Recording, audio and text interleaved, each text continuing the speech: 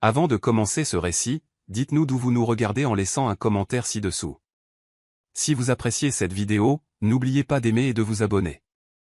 Passez une merveilleuse journée. Chapitre 1, l'Empire de glace. Elliot Stone se tenait devant les immenses baies vitrées de son bureau au dernier étage. La silhouette de New York s'étendait devant lui tel un royaume à ses pieds. À 40 ans, il possédait tout ce que l'argent pouvait offrir, à l'exception de la foi en autrui. Le magazine Forbes posé sur son bureau affichait son visage en couverture, le désignant comme l'un des célibataires les plus convoités d'Amérique. Il se moquait de ce titre, sachant pertinemment que les femmes qui le poursuivaient ne s'intéressaient qu'à sa fortune et à son statut, et non à l'homme qu'il était vraiment. L'empire qu'il avait bâti à partir de l'entreprise déjà prospère de son père avait triplé de valeur sous sa direction, faisant de Stone Enterprises une force incontournable dans le monde des affaires. Pourtant, malgré tout son succès, un vide résonnait en lui. Un vide qu'aucune somme d'argent ni aucun pouvoir ne pouvait combler. « Monsieur Stone, votre père est là pour vous voir. » La voix de son assistante grésilla dans l'interphone, interrompant ses pensées. Elliot serra la mâchoire, ses larges épaules se tendant sous son costume taillé sur mesure. Ses visites finissaient toujours de la même manière, par la déception de son père et son propre refus obstiné de céder aux attentes familiales qui ressemblaient à des chaînes entravant sa liberté. Il envisagea brièvement de refuser la rencontre, mais il savait que son père trouverait simplement un autre moyen de le coincer. « Faites-le entrer, » répondit-il sèchement, se préparant à l'inévitable confrontation. Victor Stone entra sans frapper, impeccablement vêtu comme toujours, ses cheveux argentés et sa présence imposante offrant un aperçu de ce à quoi Elliot pourrait ressembler dans 25 ans. Les yeux du vieil homme trahissaient une déception familière alors qu'il observait la posture rigide de son fils, reconnaissant les murs qui avaient été érigés il y a bien longtemps. « La réunion du conseil s'est bien passée, » dit Victor en s'installant dans l'un des fauteuils en cuir face au bureau d'Elliot sans attendre d'invitation. Bien que plusieurs membres aient exprimé des inquiétudes quant à l'avenir de l'entreprise, plus précisément concernant l'absence d'un plan de succession clair. Ces mots restèrent suspendus dans l'air, lourds de sous-entendus. « Je suppose qu'il s'agit encore de me trouver une épouse, » dit froidement Elliot, se détournant de la fenêtre pour faire face à son père, ses yeux sombres ne révélant rien du tumulte intérieur. « Tu remues le couteau dans la plaie depuis des années. Le mariage ne m'intéresse pas. » Le mot lui-même laissait un goût amer dans sa bouche, des souvenirs de trahison remontant sans qu'il le veuille, sa mère abandonnant un Elliot de 7 ans, choisissant un autre homme plutôt que son propre fils. Cet abandon lui avait enseigné la leçon la plus cruciale de sa vie, faire confiance aux autres, surtout aux femmes, était une faiblesse qu'il ne pouvait se permettre. « Tu as besoin d'un héritier, Elliot » insista son père en se penchant en avant, sa voix prenant le ton persuasif qu'il réservait habituellement aux négociations difficiles. Stone Enterprises n'a pas survécu à 5 générations pour s'éteindre avec toi. Nos actionnaires ont besoin de stabilité, de continuité, ils ont besoin de savoir que ce que nous avons bâti perdurera au-delà de nos vies. Le regard de Victor s'adoucit momentanément, un rare aperçu du père derrière l'homme d'affaires. Et franchement, fils, je m'inquiète pour toi. Cette existence solitaire que tu as choisie. Ce n'est pas sain. Arrête, coupa la voix d'Elliot, glaciale, levant la main pour interrompre son père. Ne l'évoque pas. La tension dans le bureau s'épaissit, le fantôme de la trahison maternelle planant entre eux comme une plaie ouverte que 33 années n'avaient pas réussi à cicatriser. Victor soupira lourdement, le poids de la douleur de son fils visible dans l'affaissement de ses épaules, un rare moment de vulnérabilité de la part d'un homme qui se targuait de sa force. Ils restèrent silencieux quelques instants, la ville magnifique en contrebas poursuivant son rythme effréné, indifférente à leur drame privé. Après le départ de son père, Elliot se servit 2 doigts de scotch, le liquide ambré brûlant familièrement sa gorge alors qu'il envisageait ses options. Son père n'avait pas tout à fait tort, l'entreprise avait besoin d'un héritier, quelqu'un pour perpétuer l'héritage des Stone. Mais le mariage était hors de question. Il avait vu trop de ses pères piégés dans des unions sans amour pour les apparences ou la tradition. Il avait besoin d'une solution plus pratique, une solution qui satisferait le conseil sans l'obliger à confier son cœur ou son avenir à une femme. Posant son verre vide avec décision, il prit son téléphone et appela son avocat. « Je veux qu'on rédige un contrat », déclara-t-il sans préambule. « Pour une mère porteuse. » Alors que la nuit tombait sur New York, l'esprit d'Elliot calculait, planifiait, pesant les variables de sa nouvelle stratégie. Il n'avait pas besoin d'une épouse, il avait besoin d'une solution, un arrangement commercial avec des conditions claires, des sorties définies et une exposition émotionnelle limitée. Un enfant assurerait la lignée Stone et apaiserait les inquiétudes du conseil, tout en lui permettant de maintenir le contrôle et la distance qu'il exigeait. Le plan était clinique, pragmatique et sûr. Ce qu'il n'avait pas prévu, c'était la possibilité que certaines variables ne puissent être contrôlées, que certains arrangements aient une façon d'évoluer dans des directions inattendues, et que parfois, le cœur a des projets que nul contrat ne saurait contenir. Chapitre 2, la femme qui refusait d'abandonner. Hope Carter fixait la vie finale de la banque, ses mains tremblant légèrement alors qu'elle le posait sur son petit bureau. Le brun riche de sa peau contrastait avec la blancheur crue du papier, porteur d'une nouvelle qui menaçait de démanteler tout ce qu'elle avait construit. 3 années à repousser chaque obstacle, à prouver qu'ils avaient tort à chaque investisseur qui avait regardé une jeune femme noire avec doute, et voilà que Carter Organic lui glissait entre les doigts comme du sable. Sa gamme de soins naturels, née de la sagesse de ses parents et de sa propre détermination, gagnait du terrain jusqu'à ce que son investisseur principal se retire inopinément, citant des incertitudes du marché. Hope soupçonnait pourtant que cela avait plus à voir avec le concurrent qui s'était soudainement intéressé aux autres entreprises de son investisseur. Le soleil de fin d'après-midi inondait son modeste bureau situé au-dessus de sa boutique à Brooklyn, jetant une lueur dorée sur les étagères garnies d'élégants flacons en verre, remplis de formulations combinant les connaissances scientifiques de son père et les remèdes traditionnels de sa mère, transmis de génération en génération. Chaque étiquette portait le logo qu'elle avait conçu elle-même, un genévrier dont les racines formaient les initiales des noms de ses parents. Hope passa ses doigts dans ses dreadlocks méticuleusement entretenus, dont certaines tombaient juste après ses épaules, ornées des bagues en cuivre que sa mère lui avait offertes avant l'accident. 200 000 $. C'était ce dont elle avait besoin pour maintenir le tout à flot, pour honorer la mémoire de ses parents, pour prouver que leur foi en elle n'avait pas été mal placée. Son téléphone sonna, le directeur de la banque, encore. Le 3e appel aujourd'hui. Hope laissa la messagerie prendre le relais et se dirigea vers la fenêtre, regardant la rue animée de Brooklyn en contrebas. Elle avait choisi cet emplacement avec soin, voulant apporter des produits naturels de haute qualité à une communauté qui voyait rarement des entreprises comme la sienne, pour créer quelque chose de beau et de curatif dans le quartier qu'elle aimait. L'atelier derrière son bureau regorgeait de produits son rêve mis en bouteille et étiquetés, prêts pour des clients qui ne viendraient peut-être jamais si elle ne parvenait pas à obtenir un nouveau financement. On va trouver une solution, chuchota Hope pour elle-même, une habitude qu'elle avait développée après avoir perdu ses parents dans un accident de voiture 5 ans auparavant.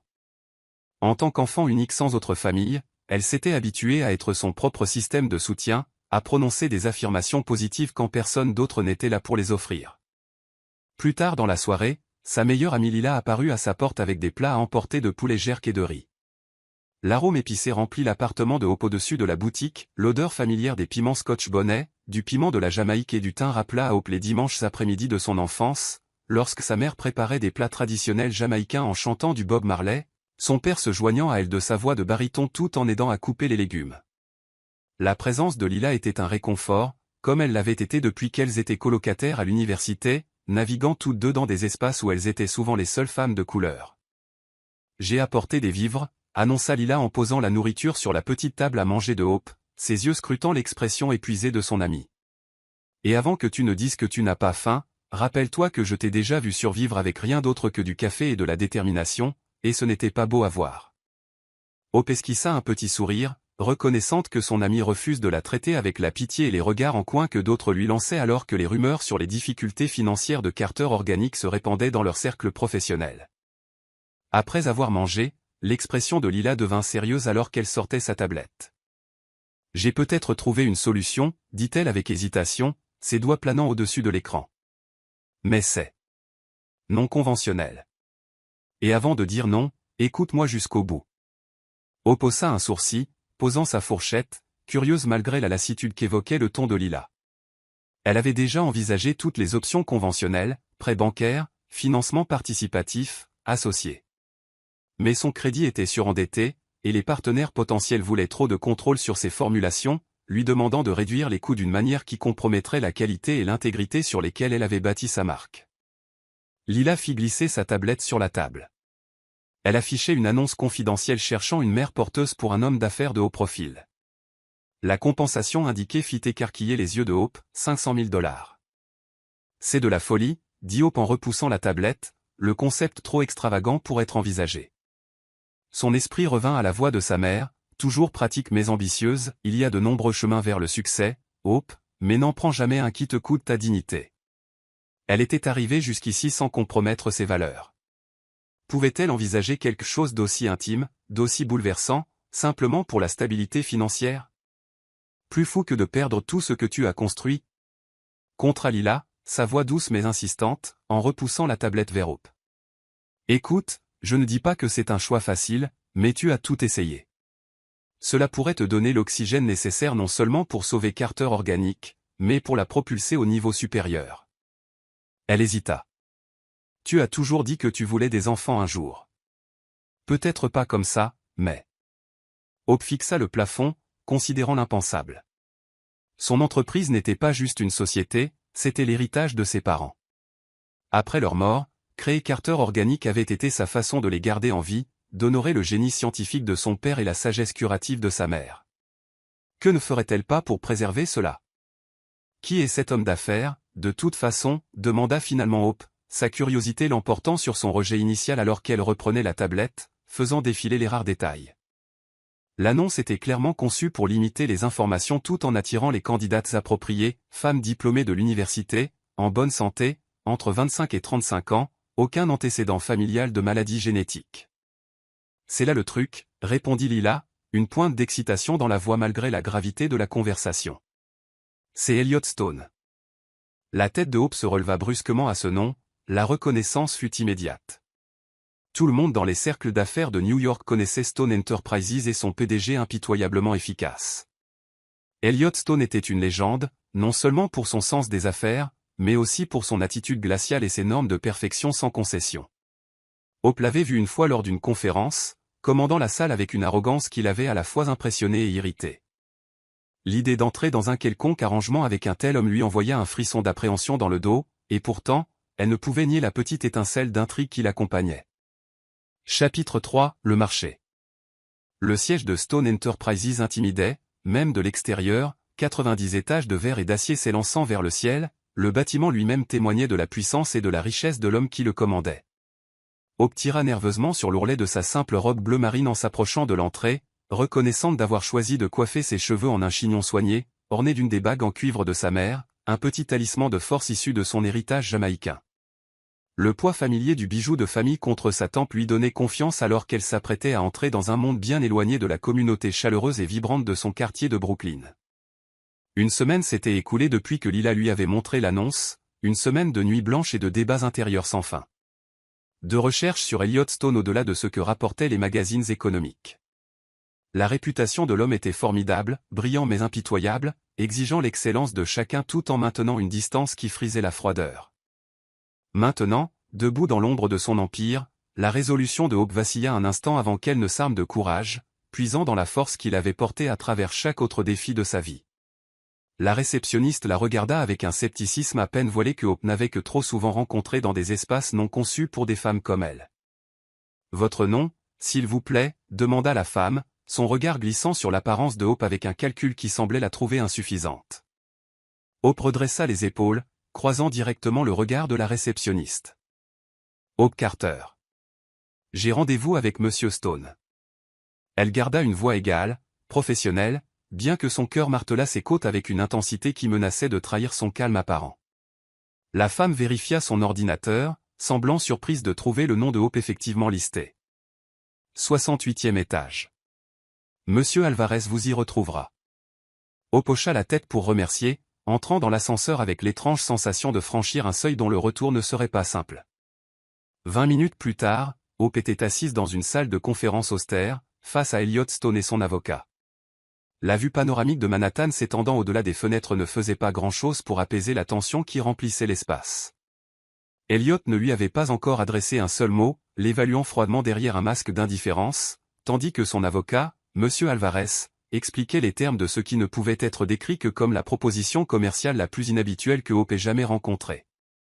Son diplôme de commerce de l'université Howard l'avait préparé à de nombreuses négociations, mais rien de tel que ceci, la marchandisation de son corps enveloppé dans une terminologie juridique qui rendait la chose à la fois clinique et raisonnable. 9 mois de grossesse, couverture médicale complète et confidentialité absolue, débitait Alvarez, faisant glisser des papiers sur la table polie vers elle. À l'accouchement réussi, le paiement final sera transféré sur votre compte. Monsieur Stone ne demande aucun contact ultérieur une fois l'enfant né. Tous les droits parentaux seront abandonnés. Hope écoutait, essayant de garder son sang-froid alors que la réalité de ce qu'elle envisageait s'abattait sur elle par vagues. Chaque mot de la bouche de l'avocat ajoutait du poids sur ses épaules, chaque exigence était un nouveau maillon d'une chaîne qui la lierait à cet homme et à cet enfant pendant près d'1 an de sa vie. Elle leva les yeux pour trouver Elliot qui l'observait, ses yeux sombres indéchiffrables, évaluant sa réaction avec une intensité qui la rendait à la fois mal à l'aise et étrangement déterminée à ne rien révéler de son trouble intérieur. « Et la conception ?» demanda Hope, forçant le mot à franchir des lèvres soudainement sèches, son regard stable malgré la chaleur montant à ses joues. C'était la question qui l'avait tenu éveillé la plupart des nuits, l'aspect le plus intime d'un arrangement qui semblait déjà invasif. Alvarez s'éclaircit la gorge, clairement préparé à cette demande. Clinique, bien sûr. Nous avons des arrangements avec une clinique de fertilité discrète qui... Non. Elliot parla pour la première fois, sa voix grave et autoritaire coupant l'explication de son avocat avec l'aisance d'un homme habitué à être l'autorité finale. Les yeux de Hope se braquèrent sur les siens, surprise à la fois par son interruption et par la direction inattendue. Je ne fais pas confiance aux médecins pour cela. Ce sera naturel. La brutalité de sa déclaration resta suspendue dans l'air entre eux. Hope fut momentanément stupéfaite par l'implication. Elle s'était préparée au détachement clinique, à la stérilité des procédures médicales, pas à cela, pas à l'intimité qu'Elliot proposait si nonchalamment, comme s'il ne discutait de rien de plus important qu'une commande de déjeuner. L'avocat semblait mal à l'aise, jetant un coup d'œil à son client suggérant que cette déviation n'avait pas fait partie de leur préparation. Hope sentit son cœur battre la chamade, sa bouche soudainement sèche alors qu'elle traitait ce qui était proposé. Une nuit, poursuivit Elliot, son regard ne quittant jamais son visage, guettant sa réaction avec une intensité qui semblait évaluer sa valeur selon la façon dont elle gérait cette condition inattendue. Ensuite, vous vivez dans ma maison d'amis jusqu'à l'accouchement. Tous vos besoins seront pourvus, bien entendu. Il n'y avait aucune émotion dans sa voix, aucune reconnaissance de l'énormité de ce qu'il suggérait. Pour lui, ce n'était qu'une autre transaction commerciale, un moyen pour parvenir à une fin, avec Hope elle-même n'étant rien de plus qu'un composant nécessaire dans son grand plan. Et mon entreprise. Je dois maintenir les opérations, commença Hope, déterminée à affirmer un certain contrôle sur la conversation, pour rappeler aux deux hommes qu'elle n'était pas simplement un réceptacle, mais une personne avec des responsabilités et des rêves. Elliot la coupa, manifestement peu habitué à ce qu'on remette en question ses conditions. Vous pouvez travailler à distance, déclara-t-il, donnant l'impression d'une concession généreuse plutôt que d'une nécessité fondamentale. Mais votre priorité est une grossesse saine. Le message tacite était clair, son entreprise, sa passion, l'œuvre de sa vie était secondaire par rapport à sa fonction première dans cet arrangement. Hope sentit une bouffée d'indignation monter en elle, menaçant de mettre fin à la réunion sur le champ. Mais l'image de la vie finale de la banque lui revint en mémoire, ainsi que les visages de ses employés qui dépendaient de Carter organiques pour vivre. Je veux la moitié du paiement à l'avance, déclara Hope, se surprenant elle-même par la fermeté de sa voix, par sa capacité à maintenir le contact visuel avec Elliot malgré l'aura intimidante qu'il projetait, pour sauver mon entreprise. C'était une contre-attaque audacieuse, peut-être même imprudente étant donné le déséquilibre de pouvoir dans la pièce, mais Hope avait passé sa vie à naviguer dans des espaces où les chances étaient contre elle. Ce n'était pas différent. Elliot l'étudia, son expression impénétrable, ses yeux calculateurs, comme s'il recalibrait son évaluation d'elle. Le silence s'étira entre eux, aucun ne voulant céder le premier, un test de volonté que Hope refusait de perdre malgré l'anxiété qui se nouait dans son estomac. Vous recevrez assez pour maintenir votre entreprise à flot au départ, répondit finalement Elliot. Chaque mot mesuré et précis. 200 000 $. Le reste viendra après la conception réussie. Chaque mois suivant qui passe sans conception réduit votre paiement final de 20%. Son ton indiquait clairement que c'était son offre finale, la limite jusqu'où il était prêt à plier.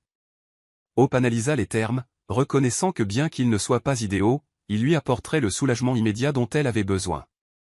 Avons-nous un accord, mademoiselle Carter, demanda Elliot, tendant la main au-dessus de la table, son expression ne trahissant rien de ses pensées. Hope regarda sa main tendue, pensant à ses parents, à leurs rêves qu'elle portait, au choix impossible devant elle. Elle prit sa main, notant qu'elle était chaude malgré tout, solide et forte comme l'homme lui-même. Nous avons un accord, Monsieur Stone, répondit-elle, scellant son destin par une poignée de main qui représentait à la fois le salut et la reddition. Aucun d'eux n'était conscient de la profondeur avec laquelle cet arrangement commercial allait les changer tous les deux. Chapitre 4, Cœur froid, corps chaud. La nuit de la conception fut fixée exactement 2 semaines plus tard, le moment optimal selon le cycle de Hope. Dans l'intervalle, elle s'était organisée pour que son directeur adjoint supervise les opérations quotidiennes au magasin, avait transféré les essentiels de son atelier dans une petite unité de stockage, et avait subi un examen médical exhaustif qui n'avait laissé aucun aspect de sa santé inexploré. Le paiement initial avait été viré sur son compte professionnel le lendemain de la signature du contrat, l'afflux soudain de fonds apportant un soulagement immédiat aux pressions financières les plus urgentes. Hope avait passé des heures au téléphone avec ses fournisseurs, renégociant les délais de paiement, sécurisant les matières premières dont elle avait besoin pour honorer les commandes en attente. Le travail avait été une distraction bienvenue face à la réalité de ce qui l'attendait, face à l'ampleur de l'engagement qu'elle avait pris envers un homme qui ne voyait en elle qu'un moyen pour parvenir à une fin. À l'approche de la soirée fixée, Hope se trouva tiraillée entre la préparation pratique et le tumulte émotionnel. Elle s'était attendue à ne ressentir que de l'anxiété ou de la réticence, mais à sa grande surprise, elle éprouvait aussi un frémissement inopportun d'anticipation lorsqu'elle pensait à Elliot. Malgré son attitude glaciale, il y avait quelque chose d'indéniablement magnétique chez lui, une intensité concentrée, une confiance tranquille qu'elle avait entrevue lors de leur réunion. Elle s'était surprise plusieurs fois à se remémorer la chaleur de sa main lors de leur poignée de main, les rares moments où son masque d'indifférence avait glissé pour révéler quelque chose de plus complexe en dessous. Ses pensées la troublaient, rappellent que l'attirance physique pouvait compliquer ce qui devait rester un arrangement commercial strict. Hope chassa ses pensées alors qu'elle se préparait pour la soirée, choisissant des vêtements de nuit confortables mais attrayants, appliquant un maquillage léger et des décisions pratiques, se disait-elle, pour rendre une situation gênante plus gérable, rien de plus. Hope arriva aux Penthouse d'Elliot à 20 heures précises, serrant son sac de voyage comme un bouclier, le cuir souple étant une protection bien dérisoire contre la vulnérabilité de sa position. Le portier l'attendait, l'escortant vers un ascenseur privé qui s'ouvrait directement dans l'espace de vie d'Elliot. Le Penthouse s'étendait devant elle, une étude de luxe monochrome, tout en lignes épurées et mobilier minimaliste dans des nuances de gris, noir et blanc. L'espace était impeccablement conçu, mais dépourvu de touches personnelles, pas de photos, pas de souvenirs, aucune preuve que c'était un foyer plutôt qu'une salle d'exposition. C'était l'espace de vie d'un homme qui valorisait l'ordre et le contrôle par-dessus le confort, qui maintenait le monde à une distance soigneusement entretenue. Elliot lui-même apparut de ce que Hope présuma être son bureau à domicile, vêtu non pas du costume d'affaires strict auquel elle s'attendait, mais d'un jean foncé et d'un pull anthracite qui adoucissait son apparence sans diminuer son autorité inhérente. « Vous êtes ponctuel » observa-t-il, la déclaration n'étant ni un compliment ni une critique, simplement une reconnaissance d'un fait. Hope hocha la tête, incertaine de la réponse à donner à une telle entrée en matière, ne sachant comment se comporter dans cette situation bizarre qu'aucun manuel de savoir-vivre n'avait jamais abordée. « Voulez-vous boire quelque chose » demanda Elliot, sur un ton professionnel, en se dirigeant vers un bar dans le coin du vaste salon. La question semblait absurdement normale étant donné les circonstances, comme s'ils étaient des associés sur le point de discuter d'une fusion plutôt que deux étrangers se préparant à la plus intime des rencontres. « Pas d'alcool » répondit Hope, posant son sac avec précaution. « Pas si nous essayons de... Vous savez. » Elle ne pouvait pas tout à fait se résoudre à nommer leur objectif explicitement, le langage clinique du contrat semblant soudain inadéquat dans la réalité de son domicile, dans l'anticipation qui pesait lourdement dans l'air entre eux. L'ombre d'un sourire effleura les lèvres d'Elliot, le premier signe d'une expression authentique qu'elle voyait chez lui.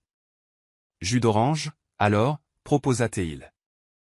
Hope hocha la tête, reconnaissante d'avoir quelque chose pour occuper ses mains. Ils s'assirent dans un silence inconfortable dans le salon, sirotant leur boisson, les baies vitrées offrant une vue spectaculaire sur les lumières de la ville étalées en contrebas, comme des étoiles reflétées dans une eau sombre. Hope remarqua qu'Elliot l'évaluait quand il pensait qu'elle ne regardait pas, cataloguant les détails avec la même précision qu'il appliquait probablement aux acquisitions d'entreprises. « Pourquoi moi » demanda finalement Hope, brisant le silence qui menaçait de l'étouffer de son poids. « Il devait y avoir des centaines de candidates pour votre poste. » Elle choisit le mot délibérément, un rappel subtil que malgré la nature intime de leur arrangement, ceci restait, fondamentalement, une transaction commerciale. Elliot posa son verre, considérant sa question avec la même délibération prudente qu'il semblait appliquer à tout. « Vos antécédents médicaux sont impeccables » commença-t-il d'un ton factuel. « Aucun historique familial de troubles génétiques que nous ayons pu identifier. Vous êtes clairement intelligente, avec une entreprise à vous qui démontre dynamisme et compétence. Vous avez un excellent parcours éducatif, et vous êtes. » Il fit une pause, semblant choisir ses mots avec soin, les pesant pour éviter l'offense. Esthétiquement convenable. Hope ne put s'empêcher de rire, le son les surprenant tous les deux alors qu'ils brisaient la tension dans la pièce. C'est peut-être le compliment le moins romantique que j'ai jamais reçu, dit-elle en secouant la tête face à l'absurdité de leur situation. L'expression d'Elliot resta sérieuse, bien que quelque chose dans ses yeux suggéra qu'il n'était pas entièrement immunisé contre l'humour qu'elle y trouvait. Il ne s'agit pas de romance, répondit-il avec une franchise qui frisait la froideur. Il s'agit de génétique et de pragmatisme. J'avais besoin d'une mère porteuse qui apporterait des caractéristiques favorables pour assurer un enfant sain et intelligent. Vous correspondez à ces exigences. L'évaluation clinique aurait dû l'offenser, peut-être, mais Hope se surprit à apprécier son honnêteté, la préférant à tout semblant de sentiment qui aurait sonné faux venant d'un homme si clairement mal à l'aise avec les démonstrations émotionnelles. La conversation s'enlisa de nouveau après sa déclaration, tous deux parfaitement conscients de ce qui allait suivre, mais incapables de trouver un pont naturel de la discussion à l'action. Hope l'étudiait à la dérobée alors que le silence s'allongeait, sa mâchoire forte, l'intensité de ses yeux sombres, la façon dont son pull en cachemire sur mesure épousait sa carrure athlétique avec une précision qui trahissait une richesse significative. Dans un autre contexte, dans d'autres circonstances, elle aurait pu le trouver attirant. Dans celui-ci, il l'intriguait et l'intimidait à la fois. Un mélange complexe de réactions qu'elle n'avait aucun cadre pour traiter. Devrions-nous en finir avec ça, demanda finalement Elliot, se levant brusquement, la question aussi directe que tout le reste chez lui. La brutalité de la phrase envoya une secousse à travers Hope, la réalité revenant en force après l'étrange limbe de leur conversation maladroite. Juste comme ça, demanda Hope, incapable de cacher la surprise dans sa voix, non préparée à la transition malgré le fait qu'elle savait que c'était le but entier de sa présence chez lui. Elliot la regarda de haut, son expression indéchiffrable dans l'éclairage tamisé du penthouse. Vous attendiez-vous à des bougies et des pétales de rose, mademoiselle Carter? Sa voix contenait une trace de moquerie. C'est une transaction, pas une séduction. Les mots piquèrent, malgré leur vérité, malgré les propres tentatives de Hope de maintenir une distance émotionnelle avec l'arrangement. Elle se leva, puisant dans chaque once de dignité qu'elle possédait, déterminée à ne pas montrer à quel point son ton dédaigneux l'affectait. J'ai un prénom, dit-elle fermement, croisant son regard sans ciller. C'est Hope. Et bien que ce ne soit que des affaires pour vous, c'est de mon corps dont nous discutons. Un peu de respect pour ce fait ne serait pas déplacé. Quelque chose vacilla dans les yeux d'Elliot de la surprise, peut-être, qu'elle lui tienne tête alors que la plupart des gens semblaient soit le craindre, soit se soumettre à lui automatiquement. Le moment s'étira entre eux, chargé d'une tension inattendue qui n'était pas entièrement désagréable. Ce qui se passa ensuite les surprit tous les deux. Elliot la conduisit à sa chambre, un espace aussi méticuleusement ordonné que le reste de sa maison, dominé par un lit king size au drap sombre.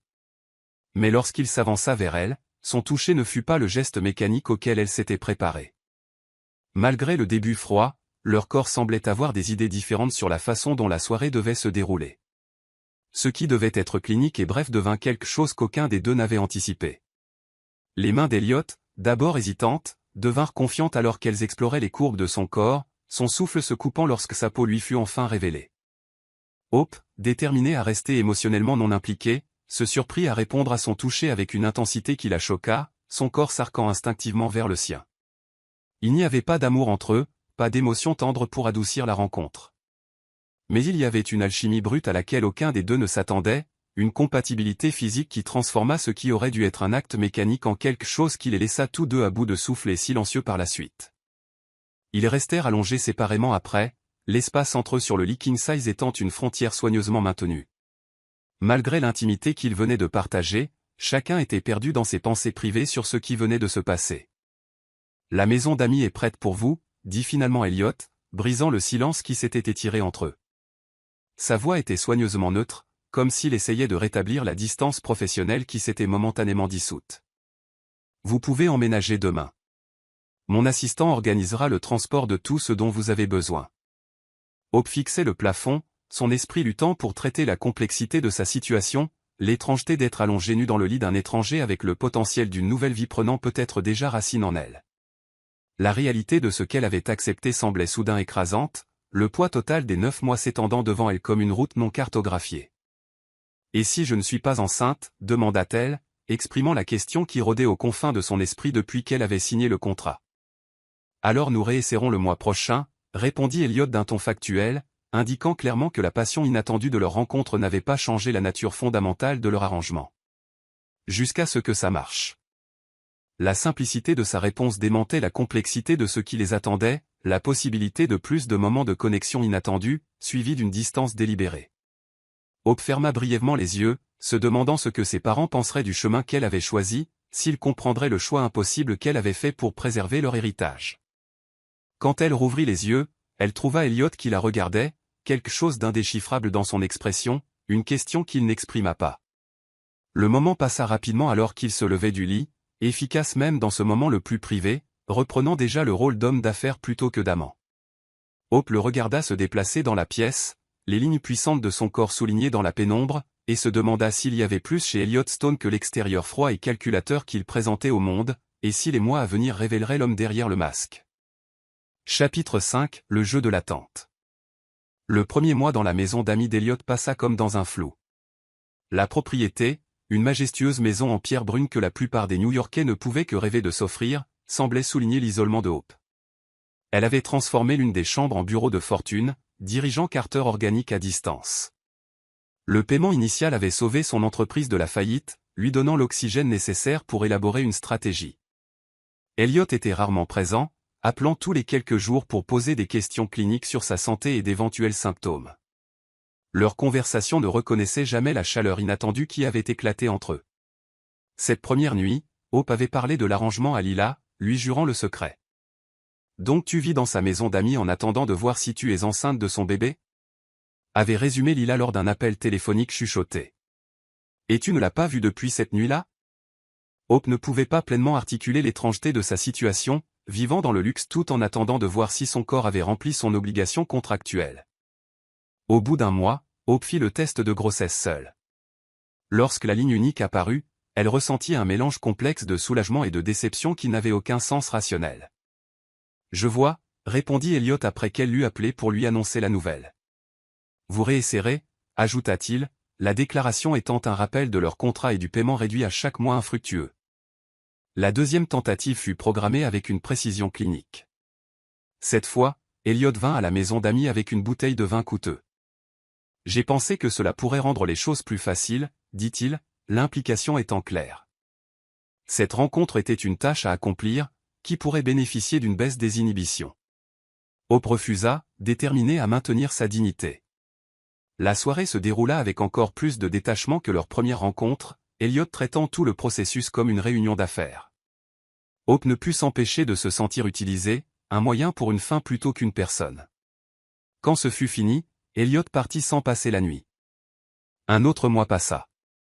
Hope se jeta dans son travail, développant une nouvelle gamme de produits capillaires spécifiquement formulés pour les cheveux texturés comme les siens. Lorsque le deuxième test revint négatif, elle ressentit le même mélange déconcertant d'émotions, amplifié par la conscience que sa valeur dans leur contrat diminuait. La voix d'Elliot était notablement plus froide lorsqu'elle l'appela pour lui annoncer la nouvelle. Le troisième mois amena la tension à un point de rupture. Elliot apparut inopinément un soir, surprenant Hope pendant une vidéoconférence. « 3 mois, dit-il sans préambule, sa voix tendue par une irritation à peine contenue. 3 mois d'échec. Hope recula, le laissant entrer malgré son instinct de lui claquer la porte au nez.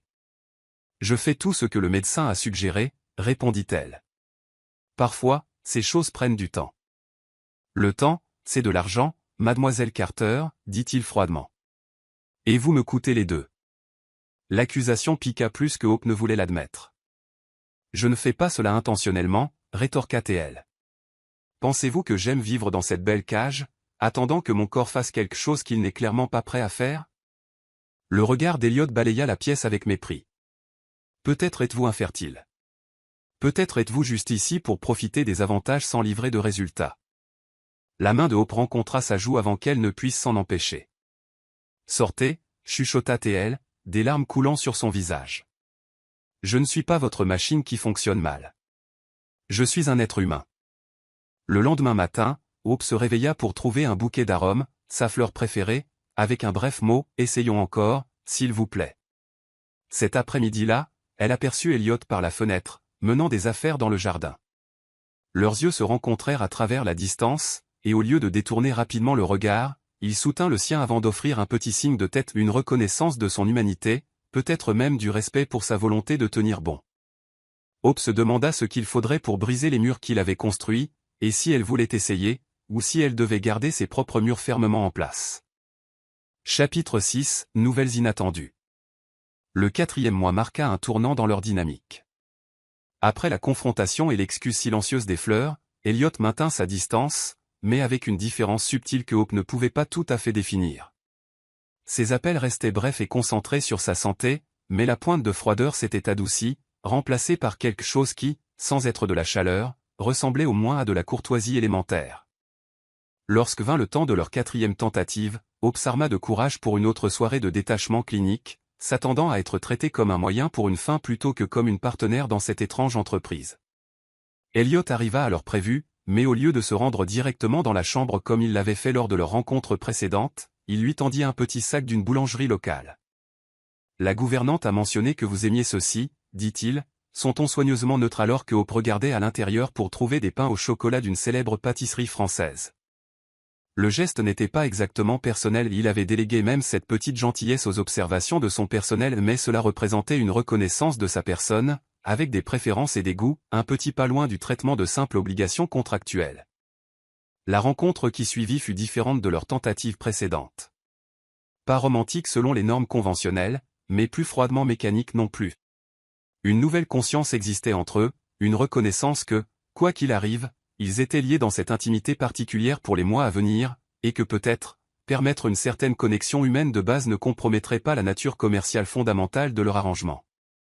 Quand ce fut fini, Elliot s'attarda plus longtemps qu'auparavant, faisant des tentatives maladroites mais sincères de conversation sur Carter Organic, posant des questions qui suggéraient qu'il avait fait des recherches sur son entreprise au-delà de l'évaluation financière de base que son équipe avait initialement fournie.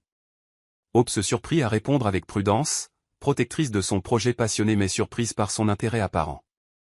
Quand il partit enfin, l'atmosphère entre eux avait changé en quelque chose que Hope ne pouvait pas tout à fait nommer, pas de l'amitié, certainement pas de la romance, mais peut-être une sorte de trêve, un accord pour reconnaître l'humanité de l'autre dans les limites de leur contrat inhabituel.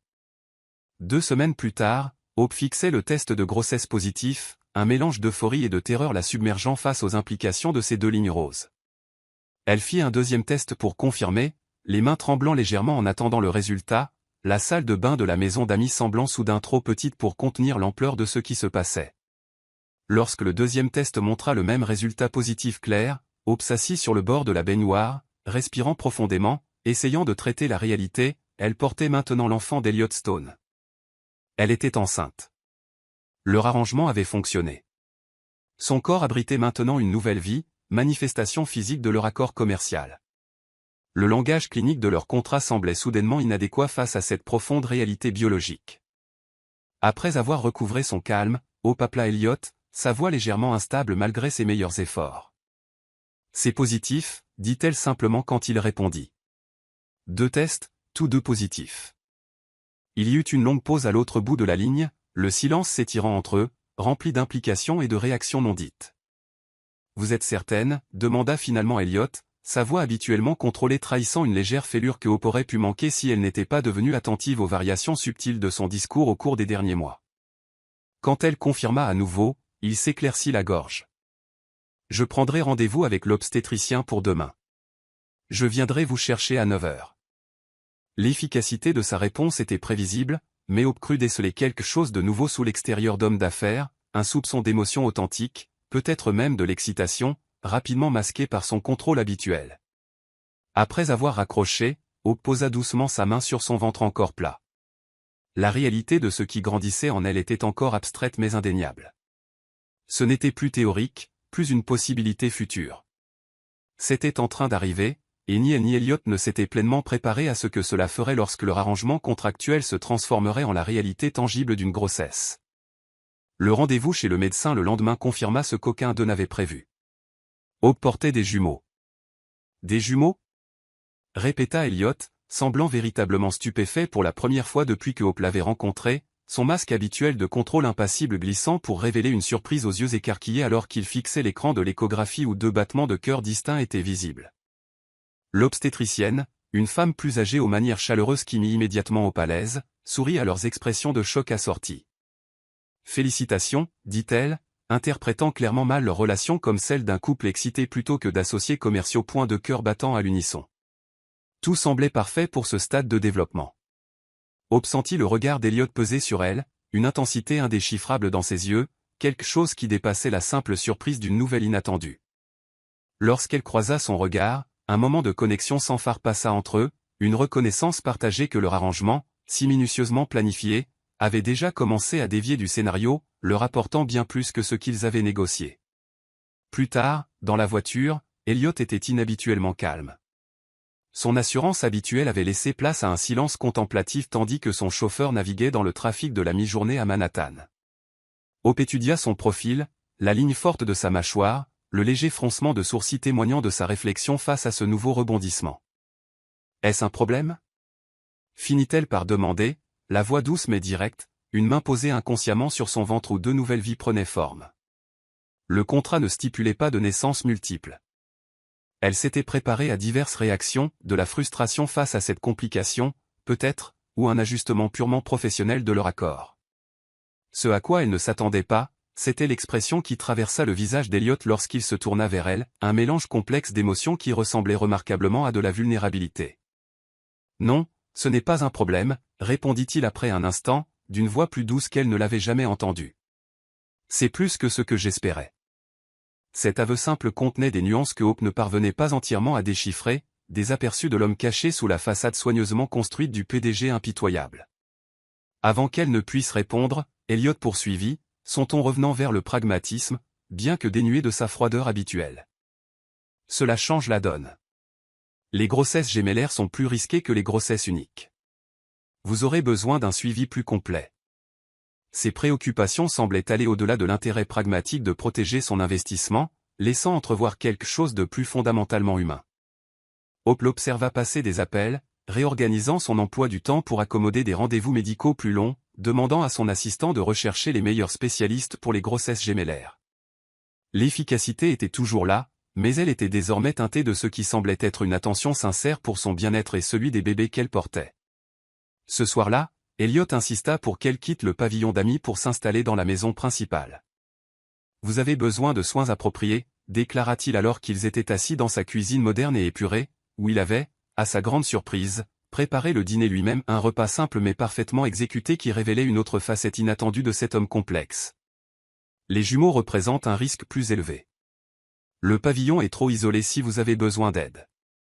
Hope hésita, mal à l'aise à l'idée que s'installer dans l'espace personnel d'Elliot ne brouille les frontières déjà compliquées de leur arrangement. Le pavillon avait offert une distance physique et émotionnelle nécessaire, un rappel que leur lien était temporaire et contractuel plutôt qu'intime et durable. « Je suis très bien dans le pavillon », contesta-t-elle, poussant la nourriture dans son assiette, soudainement moins affamée qu'elle ne l'avait été quelques instants auparavant. La pensée de vivre sous le même toit qu'Elliot, de naviguer dans des espaces partagés et des interactions quotidiennes avec un homme qu'elle ne comprenait pas encore tout à fait, la remplissait d'un mélange d'appréhension et d'autres choses qu'elle n'était pas prête à examiner de trop près. « Mon père nous rend visite la semaine prochaine », ajouta Elliot de manière inattendue, changeant de sujet avec sa brusquerie caractéristique. Il veut voir comment l'arrangement progresse. L'hésitation avant le mot arrangement fut légère mais perceptible, un minuscule indicateur de la façon dont leur situation avait évolué au-delà des termes cliniques de leur contrat initial. Hope leva les yeux, surprise, c'était la première mention d'une visite de Victor Stone depuis le début de leur accord. « Il est au courant pour moi ?»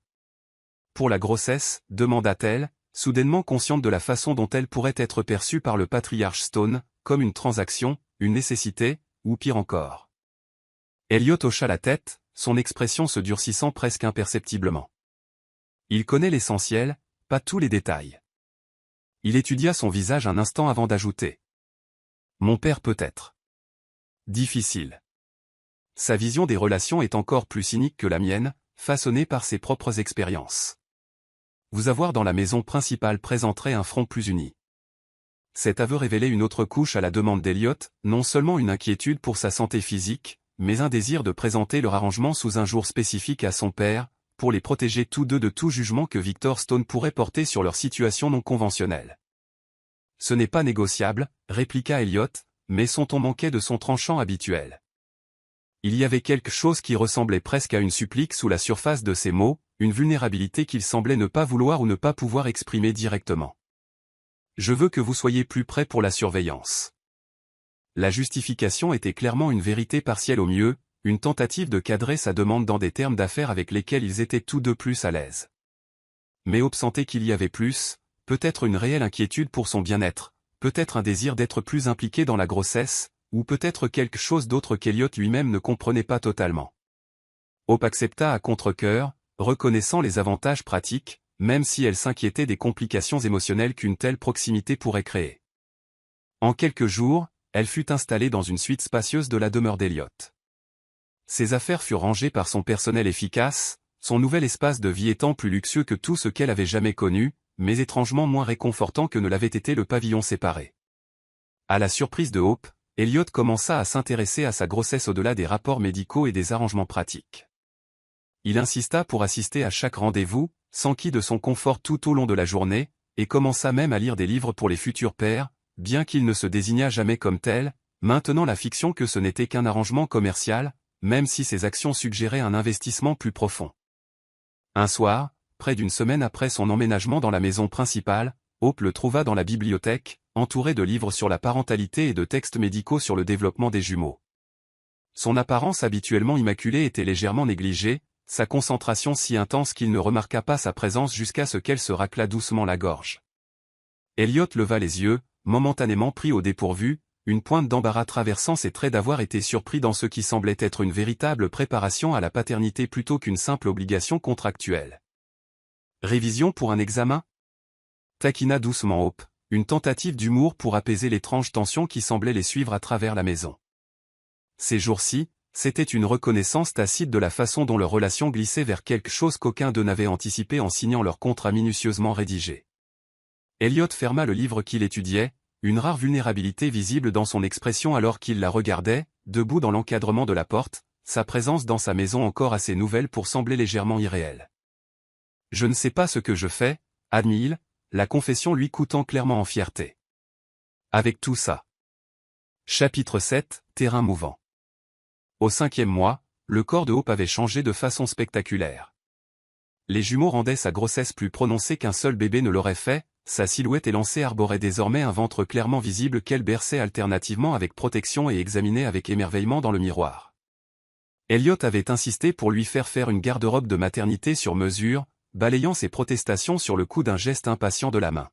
« Vous représentez Stone Enterprises maintenant » avait-il dit, avant de se reprendre, ajoutant plus doucement, et le confort est essentiel pour une grossesse saine.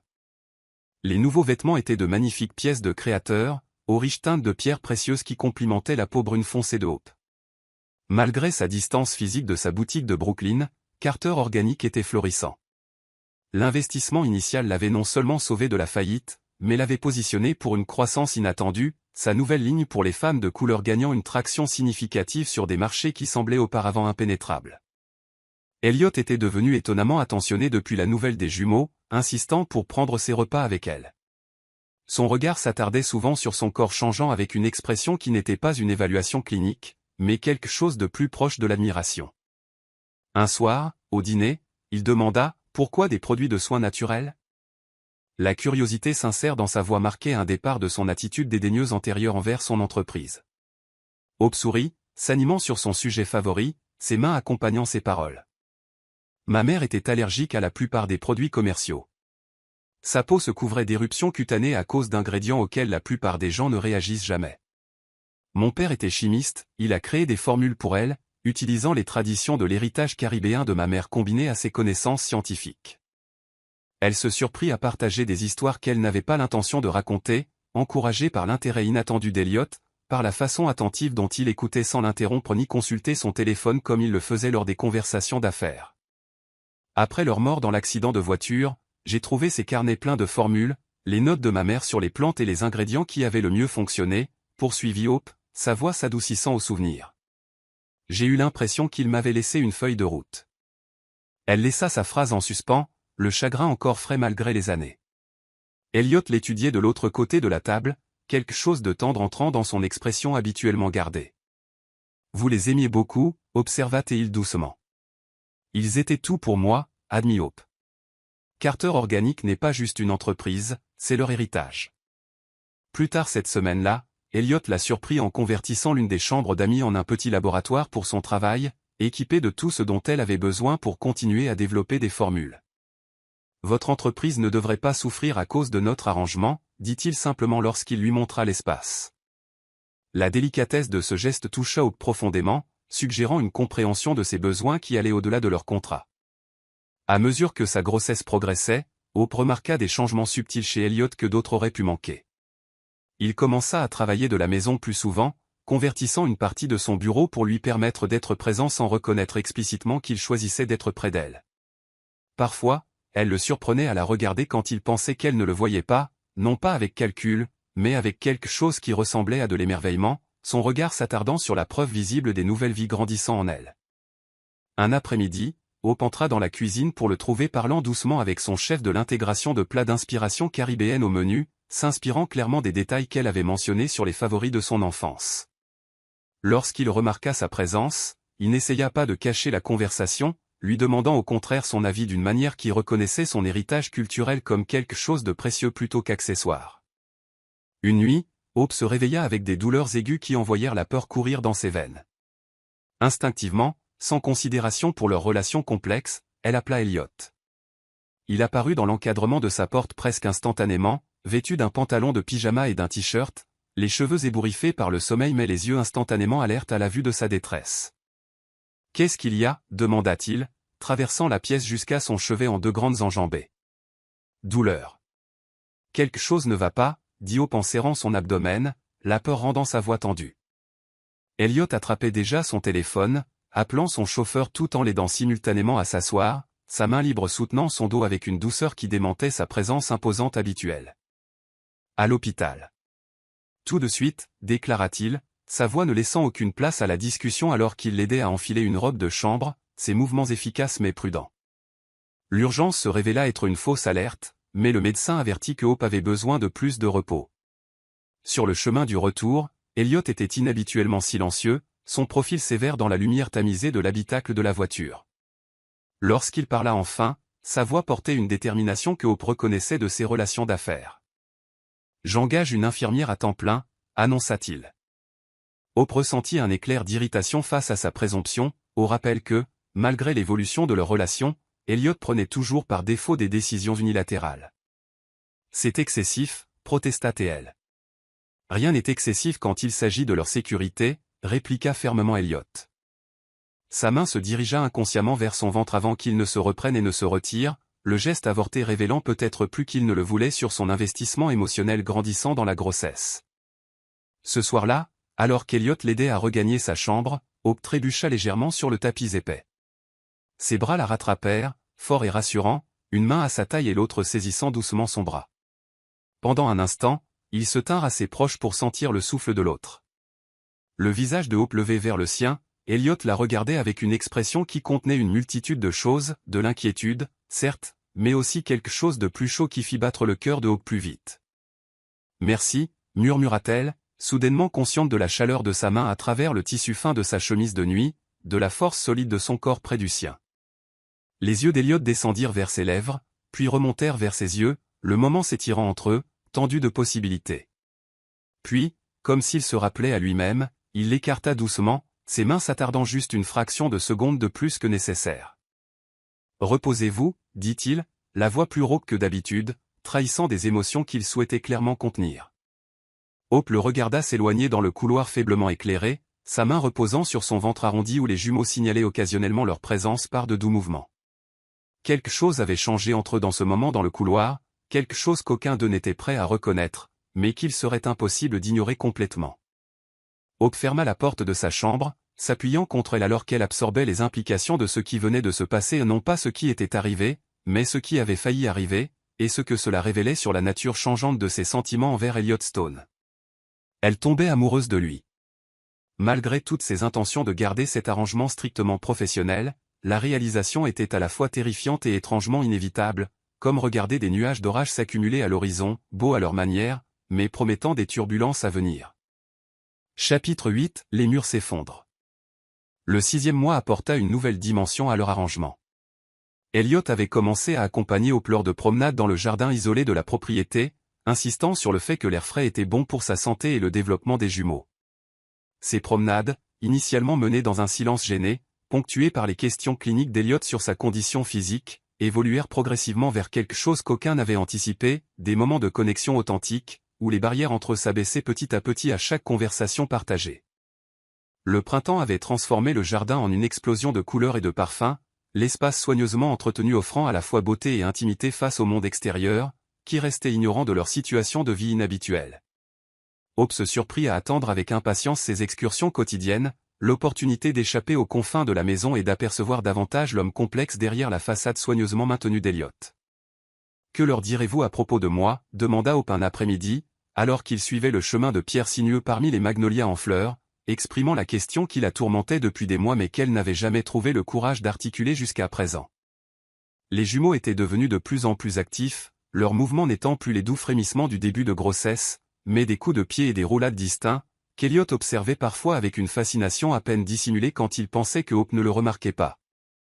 Sa main reposait protectrice sur son ventre arrondi alors qu'elle posait la question, ses yeux sombres fixés sur le visage d'Elliot, déterminé à voir sa réaction sans filtre face à cette confrontation directe avec leur avenir. Les pas d'Elliot vacillèrent, son assurance habituelle momentanément ébranlée par l'enquête inattendue. Il détourna le regard, vers la silhouette de Manhattan visible au-delà des murs du jardin, son profil fort se détachant sur le fond de ciel bleu et d'immeubles lointains. « Je n'ai pas pensé aussi loin », admit-il finalement, bien que quelque chose dans son ton suggéra que ce n'était pas entièrement vrai, qu'il avait peut-être considéré cette question mais n'avait trouvé aucune réponse satisfaisante. « Vraiment ?» insista doucement Hope, ne voulant pas laisser passer le moment sans aborder la réalité qui finirait par les confronter tous. Ces enfants poseront des questions un jour. Ils voudront savoir qui est leur mère. Elle insista délibérément sur ce mot, un rappel que peu importe les documents légaux qu'ils avaient signés, la biologie et la connexion humaine ne pouvaient être si facilement écartées. Ils verront qu'ils ont une mère noire quand ils se regarderont dans le miroir, quand ils verront des traits qui ne viennent pas de vous. L'observation resta suspendue entre eux, reconnaissant la complexité supplémentaire que leurs origines raciales différentes apporteraient à la situation, les questions qui surgiraient inévitablement à mesure que les jumeaux grandiraient et deviendraient plus conscients d'eux-mêmes et de leurs origines. Un orage passa sur le visage d'Elliot, des émotions conflictuelles luttant pour la dominance dans une expression habituellement gardée soigneusement neutre. Le contrat stipule. Commença-t-il, se rabattant sur le cadre légal qui avait défini leur relation depuis le début. Je sais ce que dit le contrat, l'interrompit Hope, la voix douce mais ferme alors qu'il s'arrêtait près d'un banc de pierre niché parmi des buissons fleuris. Elle s'y installa, le poids des jumeaux rendant même les courtes promenades fatigantes ces jours-ci. Elliot resta debout un moment avant de la rejoindre à contre-cœur, maintenant une distance prudente malgré l'espace limité. Mais les contrats ne tiennent pas compte des cœurs humains, Elliot. Ces bébés auront des questions un jour. Ils voudront savoir d'où ils viennent, connaître leur héritage. La moitié de leur ADN, la moitié de leur identité viendra de moi. Elle se tourna légèrement pour lui faire face, son expression sérieuse, voulant qu'ils comprennent la complexité de ce qu'ils avaient créé ensemble, pas juste de nouvelles vies, mais de nouvelles identités qui auraient besoin d'être nourries et comprises au-delà de ce que des documents légaux pouvaient traiter. Que leur direz-vous quand ils demanderont pourquoi leur mère n'est pas dans leur vie? Me peindrez-vous comme quelqu'un qui les a abandonnés pour de l'argent? Leur direz-vous la vérité sur notre arrangement?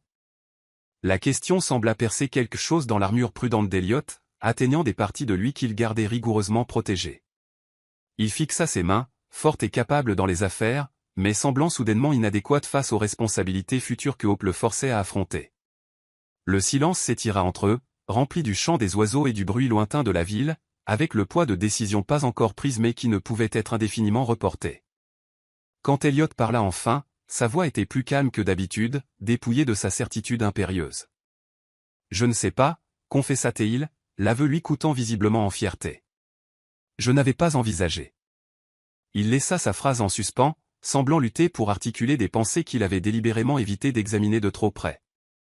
Hope attendit, lui laissant l'espace pour trouver ses mots, comprenant que pour un homme comme Elliot, habitué à avoir réponse à tout, une telle incertitude était profondément inconfortable. Ce soir-là, après que le dîner eut été débarrassé et qu'ils furent assis dans le calme confortable du salon rarement utilisé d'Elliot, il apparut à la porte du coin salon adjacent de Hope avec une expression suggérant qu'il avait pris une sorte de décision après des heures de débat interne. « J'ai réfléchi à ce que vous avez dit dans le jardin » commença-t-il sans préambule, s'asseyant dans le fauteuil face à celui où Hope examinait les derniers rapports financiers de Carter Organic. Elle posa sa tablette, lui accordant toute son attention, reconnaissant l'importance de son retour volontaire sur leur conversation précédente plutôt que de la laisser s'estomper sans résolution, comme il aurait pu le faire des mois auparavant. Elliot croisa son regard directement, son masque d'indifférence habituel remplacé par quelque chose de plus vulnérable, de plus authentique. Peut-être. Peut-être pourrions-nous modifier notre arrangement. Hope haussa un sourcil, surprise par cette ouverture inattendue, cette volonté de reconsidérer des termes qui semblaient immuables lors de la signature de leur contrat. De quelle manière, demanda-t-elle prudemment, ne voulant pas présumer de son sens ou pousser trop fort contre cette nouvelle et fragile volonté de négocier. Les doigts d'Elliot tapotaient un rythme irrégulier sur le bras de son fauteuil, une rare manifestation d'énergie nerveuse de la part d'un homme qui maintenait généralement un contrôle physique rigoureux. Des droits de visite, dit-il finalement, les mots venant avec une difficulté évidente. Après leur naissance. Pas fréquemment, mais occasionnellement. Pour qu'ils vous connaissent, qu'ils aient une certaine relation avec vous. Ce serait plus sain pour eux, je pense. La concession stupéfia Hope, représentant un changement fondamental dans la façon dont Elliot voyait leur arrangement, non plus comme une simple transaction, mais comme une situation humaine complexe avec des implications à long terme pour le bien-être émotionnel des enfants qu'ils avaient créés ensemble. Pourquoi ce changement d'avis, demanda doucement Hope, voulant comprendre l'évolution de sa pensée, pour jauger la sincérité de cette offre plutôt que d'y voir une concession temporaire qu'il pourrait plus tard regretter ou annuler. Elliot détourna brièvement le regard, ses yeux tombant sur la courbe subtile de son ventre où ses enfants grandissaient, avant de revenir croiser le sien avec une franchise inhabituelle. Il mérite de vous connaître, admit-il, chaque mot semblant lui coûter quelque chose dans la monnaie de la distance émotionnelle qu'il avait utilisée la majeure partie de sa vie adulte. Votre. Il hésita, cherchant des mots qui ne révéleraient pas trop de ses sentiments changeants. Vous n'êtes pas celle à laquelle je m'attendais, Hope. L'utilisation de son prénom ne lui échappa pas, prononcé non comme une formalité d'affaires, mais avec une chaleur suggérant une estime sincère. C'était la première fois qu'il l'utilisait depuis le début de leur arrangement avec une telle sincérité sans phare, un petit indicateur, mais significatif, de l'évolution de leur relation.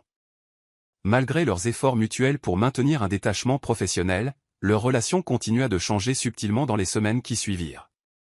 Les frontières rigides de leur contrat initial s'adoucissaient de plus en plus face à la réalité quotidienne de l'espace et du but partagé. Elliot commença à se joindre à Hope pour le dîner chaque soir, leur conversation s'étendant progressivement au-delà de sa grossesse et de ses affaires pour toucher des territoires plus personnels. Il parlait, avec une réticence hésitante au début, mais avec une ouverture croissante, de son enfance, de l'abandon qu'il avait façonné, de la distance émotionnelle de son père qui lui avait appris à assimiler la vulnérabilité à de la faiblesse, des murs défensifs qu'il avait construits pour se protéger du genre de douleur que le départ de sa mère avait infligé. Hope partageait des histoires de ses parents en retour, de la famille unie qui avait façonné sa compréhension de l'amour et de l'engagement, de ses rêves pour Carter Organic qui allaient au-delà du succès financier pour créer quelque chose de significatif et durable à la mémoire de ses parents. Au cours de son 7e mois, Hope se réveilla une nuit pour trouver la maison inhabituellement calme, les bruits subtils normaux d'Elliot travaillant tard dans son bureau étant absents. Incapable de trouver une position confortable pour dormir, un inconfort familier qui s'était intensifié ces derniers jours, elle s'enveloppa dans un peignoir doux et erra dans les couloirs faiblement éclairés, découvrant finalement de la lumière s'échappant de la porte partiellement ouverte de la chambre d'enfant qu'il avait commandée. Hope s'arrêta dans l'encadrement de la porte, surprise de trouver Elliot assis seul dans la pièce, entouré des meubles et décorations soigneusement sélectionnés qui attendaient l'arrivée des jumeaux. Il était assis dans l'un des 2 fauteuils à bascule assortis, fixant les 2 berceaux avec une expression d'une telle vulnérabilité sans défense que Hope faillit battre en retraite, ayant l'impression d'avoir fait intrusion dans quelque chose de profondément privé. Plus tôt ce jour-là, ils avaient assisté à un rendez-vous médical où, bien que le spécialiste eût maintenu un ton rassurant, Hope avait remarqué le léger froncement de sourcils du médecin en examinant l'échographie. « Votre tension artérielle a tendance à être plus élevée que je ne le voudrais », avait mentionné le docteur avec désinvolture. Trop de désinvolture, pensait Hope. Elliot l'avait immédiatement bombardé de questions sur les risques et les précautions, révélant une profondeur d'inquiétude qui contrastait nettement avec son attitude contrôlée habituelle. Le médecin avait prescrit plus de repos et une surveillance accrue, des assurances qui auraient dû être réconfortantes mais qui avaient plutôt semé des graines d'inquiétude que Hope voyait reflétées maintenant dans l'expression pensive d'Elliot alors qu'il était assis seul, contemplant les berceaux vides. Avant qu'elle ne puisse s'éclipser, Elliot sentit sa présence, bien qu'il ne se retournât pas immédiatement, sa voix basse dans la pièce calme. Impossible de dormir non plus? Hope entra avec hésitation, s'installant prudemment dans le second fauteuil à bascule à côté de lui, ses mouvements plus lents et délibérés à mesure que sa grossesse avançait. Les jumeaux ont décidé que la nuit était le moment idéal pour leur entraînement de gymnastique, répondit-elle avec un petit sourire, une main se déplaçant automatiquement vers son ventre où l'un des bébés était effectivement actif. Ils restèrent assis dans un silence complice pendant plusieurs instants, le clair de lune filtrant à travers les rideaux partiellement tirés, créant des motifs sur le tapis épais. La fresque murale d'une carte du monde peinte avec soin sur un mur reflétait l'espoir d'Elliot que ses enfants grandiraient avec des horizons plus larges que ceux qu'il avait connus dans sa propre éducation restrictive. « Je n'arrête pas de penser à mon père », admit finalement Elliot, brisant le silence avec une candeur inattendue. « Au genre de père que je serai. » La confession révélait davantage les pensées intimes d'Elliot qu'il ne s'autorisait généralement à partager, un aperçu des anxiétés qui le tourmentaient sous son extérieur confiant. Hope étudia son profil dans la pénombre, ne voyant pas le PDG, mais simplement un homme confronté à la réalité imminente de la paternité avec toutes ses incertitudes et responsabilités. « Vous êtes déjà différent de lui », observa-t-elle doucement, sa voix délicate dans le calme de la chambre d'enfant. « Vous êtes là. Vous vous souciez d'eux. Vous vous préparez. » Elle fit un geste vers la pièce, témoignant de la réflexion et de la considération qui avait présidé à la création de cet espace pour des enfants pas encore nés mais déjà profondément attendus. Votre père n'a jamais lu de livre sur la parentalité ni ne s'est assis dans une chambre d'enfant à minuit en se demandant s'il était à la hauteur. Le fait que vous fassiez ces choses signifie que vous avez déjà une longueur d'avance. Est-ce que je sais comment prendre soin de quelqu'un, demanda Elliot, la question clairement rhétorique mais révélant des abîmes de doute de soi dont Hope ne l'aurait pas cru capable il y a quelques mois. J'ai passé ma vie à éviter les attachements, à bâtir une entreprise au lieu de relations. Je ne suis pas sûr d'avoir la capacité pour le genre d'ouverture dont les enfants ont besoin.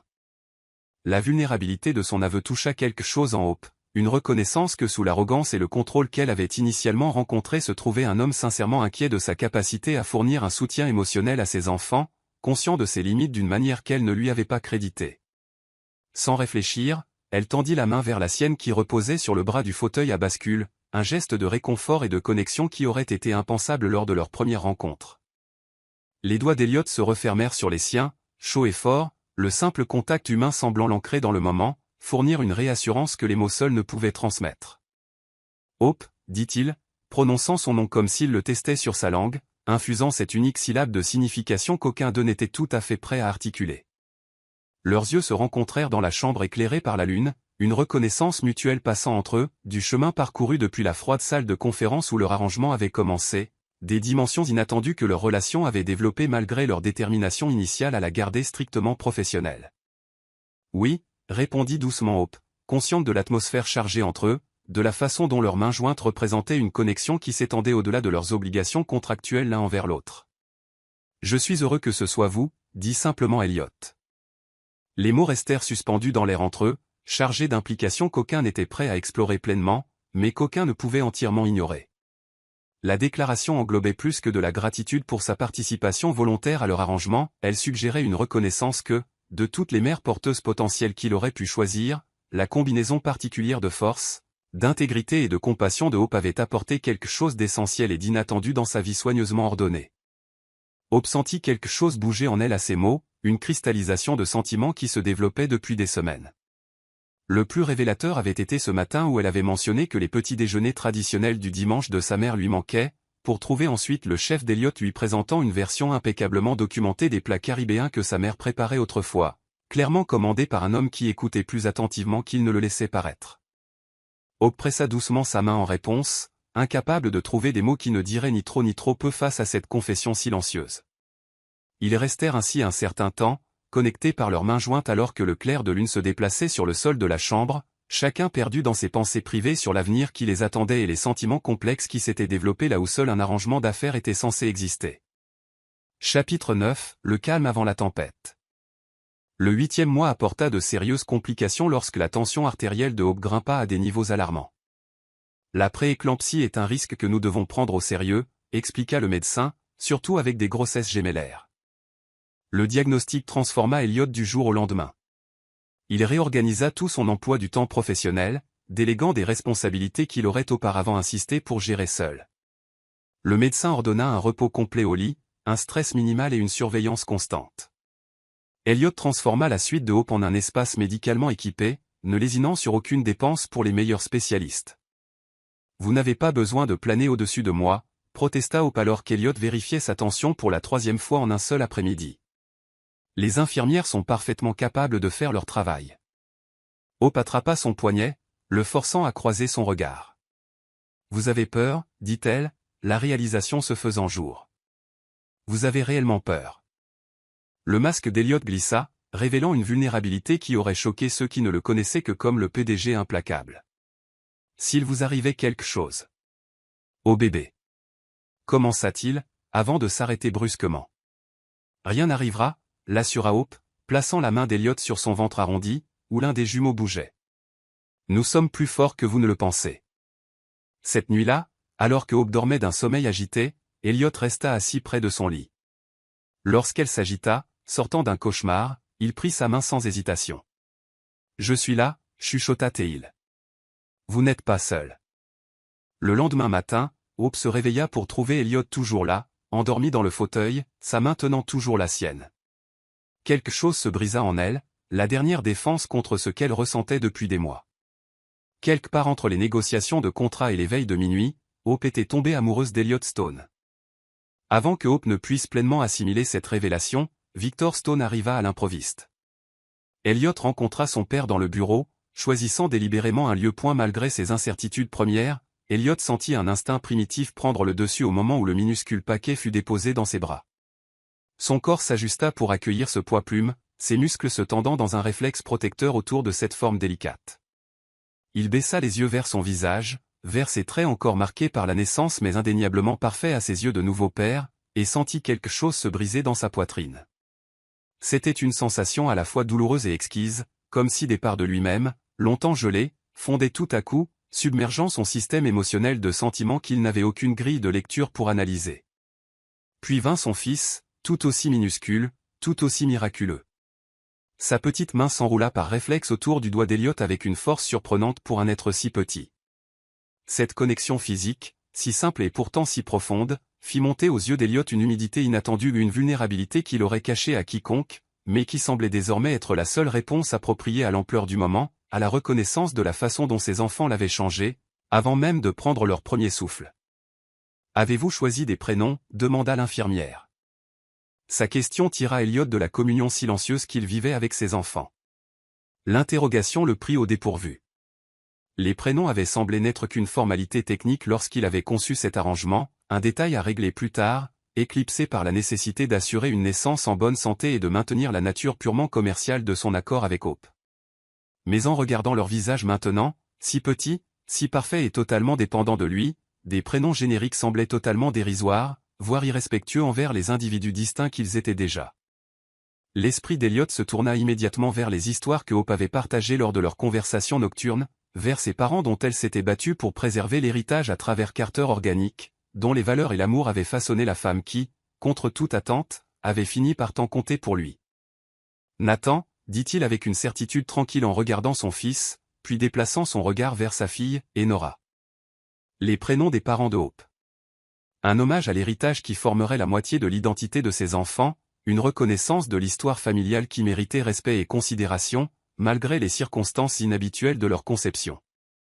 Ce choix représentait bien plus que de simples noms, il signifiait l'évolution de la compréhension d'Elliot sur ce que voulait dire « famille », sur ces liens qui s'étendaient au-delà de la biologie pour englober des histoires et des legs méritant d'être honorés.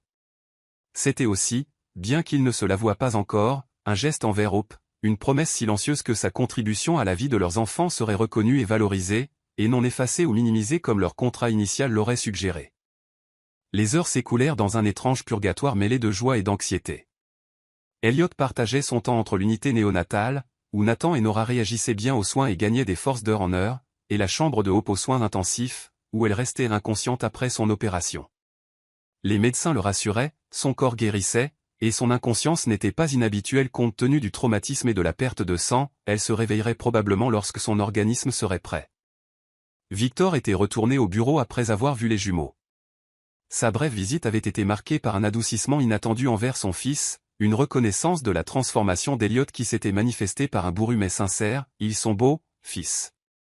Tu seras un bon père pour eux », avant de partir gérer les affaires qu'Elliot avait abandonnées dans sa course vers l'hôpital. La deuxième nuit, assis au chevet de Hope après avoir vérifié les jumeaux une dernière fois avant ce qu'il prévoyait être une autre nuit blanche de veille, Elliot affronta enfin la vérité qu'il évitait depuis des mois. Alors qu'elle gisait pâle et immobile, reliée à des machines surveillant ses signes vitaux par des bips doux et persistants, Elliot fit face à la possibilité de la perdre avant de l'avoir vraiment eue, avant d'avoir trouvé le courage de reconnaître ce qu'elle était devenue pour lui. L'ironie était amère, lui qui avait insisté sur un arrangement commercial spécifiquement pour éviter tout enchevêtrement émotionnel, se retrouvait totalement dévasté par des sentiments qu'il n'avait ni voulu ni prévus. « J'ai besoin que tu te réveilles », chuchota Teil en prenant sa main, la voix éraillée par des émotions qu'il avait passé une vie entière à réprimer. « Les jumeaux ont besoin de toi. » Il marqua une pause, se forçant à terminer sa pensée, à admettre la vérité à voix haute même si elle ne pouvait l'entendre. « Et j'ai besoin de toi. Pas pour le contrat, pas pour les apparences, mais pour toutes les façons dont tu m'as changé, pour toutes les parts de moi dont j'ignorais l'existence jusqu'à toi. » Les doigts de Hope tressaillirent dans sa main. Ce léger mouvement attira immédiatement son attention, son rythme cardiaque s'accélérant alors que les paupières de la jeune femme papillonnaient le signe d'un retour à la conscience après des heures d'immobilité. Elliot. Sa voix était faible, rauque à cause du tube respiratoire retiré plus tôt dans la journée, mais pour lui, c'était le plus beau son qu'il n'ait jamais entendu. Le soulagement le traversa, le rendant momentanément muet alors qu'il serrait sa main plus fort. Son autre main vint instinctivement écarter une mèche rebelle du front de Hope, dans un geste de tendresse qu'aucun d'eux n'aurait imaginé possible lors de leur première rencontre. « Je suis là », réussit-il enfin à dire, la voix stable malgré l'émotion qui menaçait de le submerger. Les yeux de Hope, encore voilés par les médicaments et les effets persistants de l'anesthésie, scrutèrent son visage avec anxiété. « Les bébés. » Commença-t-elle, l'inquiétude maternelle immédiate malgré son propre état précaire. « Parfait », lui assura Elliot, incapable d'empêcher un sourire de se dessiner sur son visage, une expression de joie authentique si rare que Hope le regarda avec une légère surprise. Tous les deux. Parfait, comme leur mère. Le compliment était venu naturellement, sans calcul, une simple vérité qu'il ne désirait plus dissimuler. Les larmes emplirent les yeux de Hope, un mélange complexe de soulagement, de joie et de quelque chose ressemblant à du chagrin qu'Elliot ne parvenait pas à interpréter. « Tu n'es pas déçu ?» demanda-t-elle avec hésitation.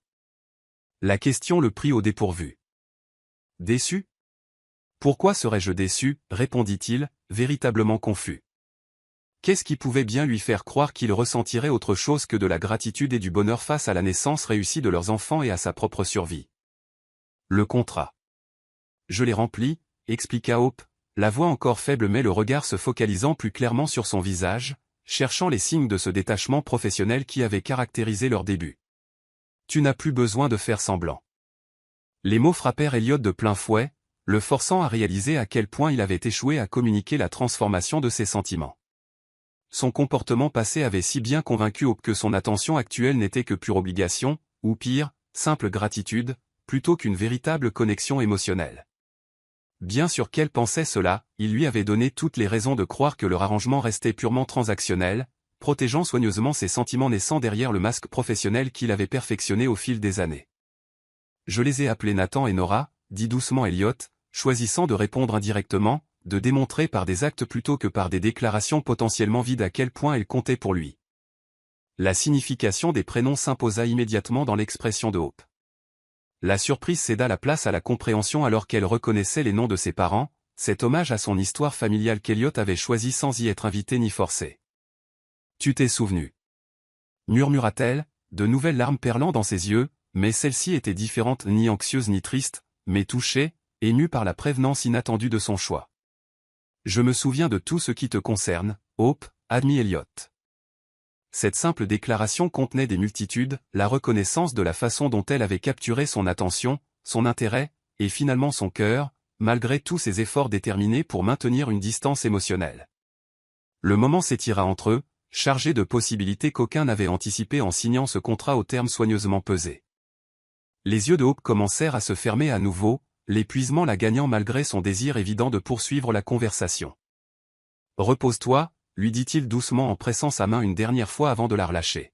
« Les jumeaux et moi serons là quand tu te réveilleras. » La promesse englobait plus qu'une simple présence physique, elle suggérait une continuité, un engagement, un avenir qui s'étendait au-delà des paramètres de leur accord initial.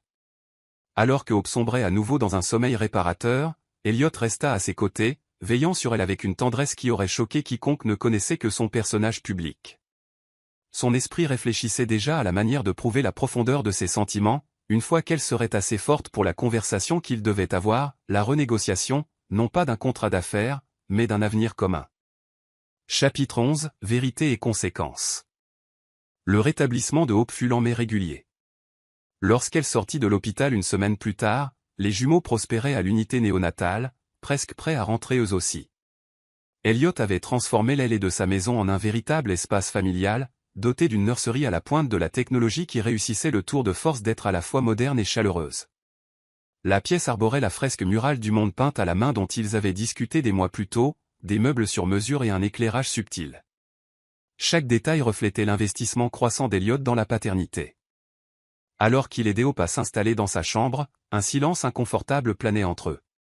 Les frontières de leur arrangement s'étaient brouillées au-delà de toute reconnaissance, mais ni l'un ni l'autre ne savait comment aborder le sujet directement. Hope s'assit avec précaution sur le bord de son lit, ses mouvements encore gênés par la cicatrice de la césarienne. Elliot planait à proximité, inhabituellement incertain.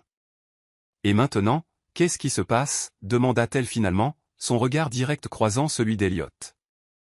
La question englobait tout, leur relation, l'éducation partagée des jumeaux, l'avenir de leur cellule familiale atypique. « Que veux-tu qu'il se passe » demanda Elliot en retour, une rupture notable avec l'homme qui dictait autrefois tous les termes sans négociation possible. Hope détourna le regard, incapable de soutenir le contact visuel pour cet aveu des plus vulnérables. « Le contrat est rempli, dit-elle doucement. Je t'ai donné tes héritiers. Selon notre accord, je devrais recevoir le paiement final et partir. » Les mots s'étranglèrent dans sa gorge. Le langage clinique de leur contrat semblait soudain inadéquat, presque offensant, face au lien profond qu'elle ressentait pour les jumeaux et pour l'homme qui était devenu bien plus qu'un partenaire commercial. L'idée de s'éloigner de Nathan et Nora, de retourner à sa vie séparée, lui semblait non seulement douloureuse mais impossible. « Est-ce tout ce qu'ils sont pour toi ?» Des termes d'un contrat, demanda Elliot, la voix plus tranchante qu'il ne l'aurait voulu, trahissant son investissement émotionnel. Les yeux de Hope lancèrent des éclairs. « Bien sûr que non, » répliqua-t-elle avec une intensité sourde, une main se posant inconsciemment sur son abdomen encore sensible. « Je les ai portés 9 mois. Je les aime. Mais c'était toujours une question d'affaires pour toi, Elliot. Tu l'as dit très clairement dès le début. Un héritier pour ton entreprise. La perpétuation de la lignée Stone. Rien de plus. » Avant qu'Elliot ne puisse répondre, Victor Stone apparut dans l'encadrement de la porte. « J'espère que je ne dérange pas, » dit le vieil homme d'un ton qui suggérait le contraire. « Je voulais te souhaiter la bienvenue et voir comment tu récupérais. » La politesse semblait répétée plutôt que sincère. Elliot se tendit visiblement, son ouverture envers Hope remplacée par son masque d'affaires habituel. « Je comprends que des félicitations sont de mise, » poursuivit Victor en balayant du regard le luxe environnant. « Pas seulement pour l'accouchement, mais pour la somme substantielle que cet arrangement t'a rapporté. J'ai pris la liberté de faire vérifier tes affaires par mes associés, quel revirement ces 9 derniers mois. De la faillite à l'expansion. L'argent de mon fils t'a bien servi. » L'insinuation était claire, Hope avait tout manigancé pour le profit. « Ça suffit, » dit Elliot sèchement, un avertissement dans la voix que Hope ne l'avait jamais entendu utiliser contre son père. « Vraiment ? Elle est venue te voir parce qu'elle avait désespérément besoin d'argent, Elliot, » insista Victor. Maintenant elle l'a, avec en prime 2 héritiers Stone à utiliser comme levier. La colère monta en Hope. « Sortez, » dit-elle doucement mais avec une autorité indéniable. « C'est la maison de mon fils. » Commença Victor, surpris. « Et ce sont mes enfants, » le coupa Hope. « Je ne les laisserai pas exposés à votre poison dès le premier jour. » Victor regarda Elliot, attendant du soutien. Au lieu de cela, son fils se plaça aux côtés de Hope. « Tu l'as entendu, père. Pars. » Ce simple ordre était une déclaration d'indépendance. Ce qu'ils ignoraient, c'est que Victor ne partit pas immédiatement. Il s'arrêta dans le couloir, entendant la question suivante de Hope, chargée de vulnérabilité. « Est-ce que c'est ce que tu penses de moi aussi ? Que j'ai planifié tout ça ? Que je t'ai utilisé pour ton argent ? L'émotion brute dans sa voix fit hésiter Victor, lui rappelant une autre voix, vieille de plusieurs décennies. Quelque chose changea en lui, pas assez pour effacer ses soupçons, mais assez pour semer le doute. Dans la chambre, Elliot s'assit près de Hope, plus proche qu'avant. « Non », répondit-il avec certitude. « Je te connais mieux que ça. »« Vraiment ?» demanda Hope, direct. « Parce que parfois, je pense que tu vois chaque femme comme une version de ta mère, attendant de te trahir. » La justesse de l'observation réduisit Elliot au silence. Hope continua, la voix brisée. « Je n'ai rien demandé de tout ça. Je n'ai pas demandé à porter des jumeaux, ni à faillir mourir en accouchant, ni à... » Elle s'arrêta. « À quoi ?» l'encouragea doucement Elliot. Hope croisa son regard, la vulnérabilité et le défi luttant sur son visage. De tomber amoureuse d'un homme qui ne me fera jamais assez confiance pour m'aimer en retour, lâcha-t-elle enfin. L'aveu resta suspendu dans l'air, changeant tout et rien à la fois. Pour l'instant, les pleurs des jumeaux les appelèrent, le miracle de la vie prenant le pas sur leur complexité émotionnelle. Mais dans la façon dont Elliot ajusta la couverture de Hope, dans le soin protecteur avec lequel il guida son fauteuil roulant vers la nurserie, il y avait des promesses tacites. Chapitre 12, jamais trop tard pour toujours. Elliot dévisagea Hope, sa confession flottant entre eux. Pour un homme qui avait bâti un empire sur des risques calculés, il se retrouva sans mots, mis à nu par sa déclaration d'amour. « Tu m'aimes » demanda-t-il, la voix à peine plus haute qu'un murmure, des décennies d'incrédulité derrière la question.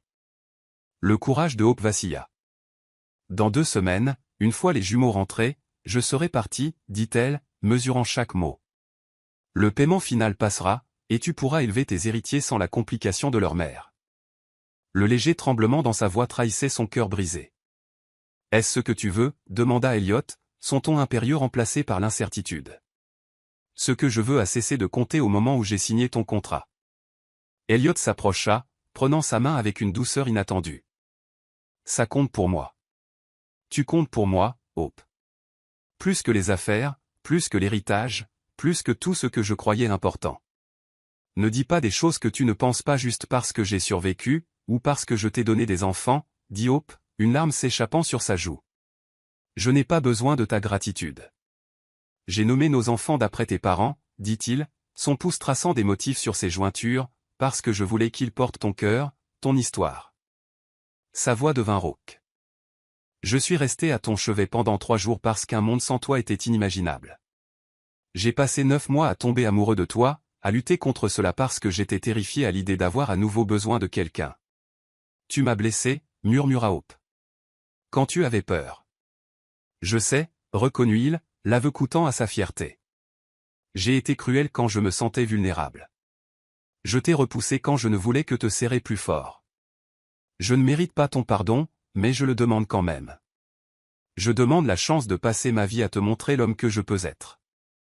L'homme que tu m'as aidé à devenir. Qu'est-ce que tu proposes exactement, demanda Hope, un espoir prudent fleurissant en elle. Elliot sourit sincèrement. Je crois que je suis en train de te demander en mariage, dit-il en sortant un petit écrin de velours contenant une bague en émeraude, assortie à ses yeux. Je ne veux plus de notre arrangement, Hope. Je veux un mariage construit sur la confiance, le respect, et un amour que je ne croyais pas pouvoir ressentir. Hope toucha la bague mais ne la prit pas. Comment savoir que ce n'est pas temporaire? Que tu ne verras pas la trahison à chaque coin de rue? Tu ne le sais pas, répondit honnêtement Elliot. Tout comme je ne sais pas si t'aimer ne me rendra pas vulnérable. Mais pour la première fois, la possibilité de la joie l'emporte sur toutes les peurs que j'ai utilisées pour me protéger. J'ai besoin de temps, dit-elle. Les jumeaux rentrent et nous allons apprendre à être parents. Ne nous précipitons pas d'un arrangement à un autre sans être certains. Elliot referma doucement la boîte. J'attendrai, promit-il. Certaines choses valent la peine d'attendre. 3 semaines plus tard, la maison Stone pulsait d'une vie nouvelle. Hope avait établi un coin dans la nurserie d'où elle gérait à distance Carter Organic, désormais florissante à l'international. Un soir, alors qu'Elliot berçait Nathan pour l'endormir, il leva les yeux et trouva Hope l'observant depuis la porte, l'amour non dissimulé dans ses yeux. « Tu es doué avec lui » dit-elle doucement. « J'ai eu un excellent professeur » répondit Elliot. Hope entra dans la pièce, vérifiant Nora avant de lui faire face. « J'ai réfléchi à ta proposition. Le cœur d'Elliot s'accéléra et Hope sourit, radieuse. J'aimerais proposer un contrat à vie, avec des revues régulières et une option de renouvellement indéfini. Elliot déposa Nathan dans son berceau, puis traversa la pièce vers Hope, prenant ses mains dans les siennes. Dans la douce lueur de la nurserie, ils se tenaient enfin en égaux, non plus PDG et mère porteuse, mais un homme et une femme qui avaient trouvé l'amour à l'endroit le plus inattendu. Ces termes sont acceptables, dit-il, la voix riche d'émotion. Avons-nous un accord, mademoiselle Carter? Hope se hissa sur la pointe des pieds, pressant ses lèvres contre les siennes en guise de réponse. Contre sa bouche, il murmura. Je prends cela pour un oui. Pour un homme qui ne pouvait pas faire confiance et une femme qui refusait d'abandonner, il n'avait jamais été question de simplement lui donner un bébé pour sauver son entreprise. En fin de compte, ils s'étaient sauvés mutuellement.